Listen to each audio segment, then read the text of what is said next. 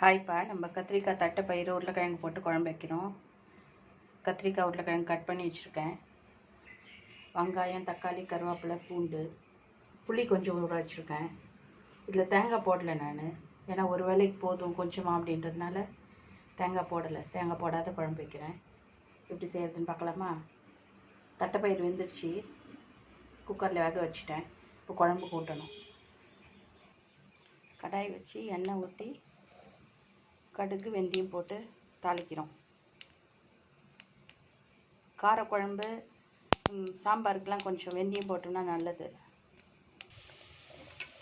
இது நம்ம சமைக்கிறதுக்கு முன்னாடி ஒரு 2 மணி நேரம் ஊற வச்சோம்னா கொஞ்சம் நல்லா இருந்திருக்கும்.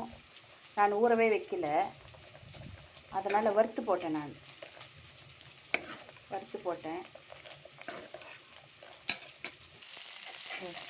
நம்ம வெங்காயம், கடுகு, வெந்தயம், கருவேப்பிலை, பூண்டு 2 நசுக்கி போட்டுருக்கேன். அதெல்லாம் வதங்குது.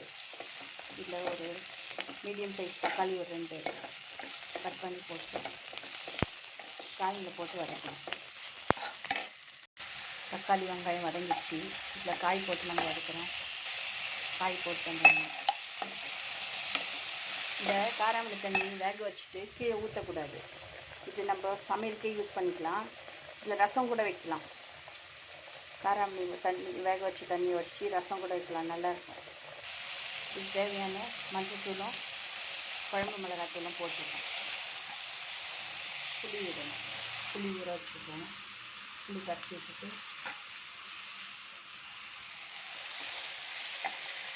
புளி ஊற்றிட்டோம். இது காராமணியில் எடுத்து போட்டு ஒரு விசில் விட்டு இறக்கணும். குழம்பு கரண்ட் வந்துட்டுருக்கோம்.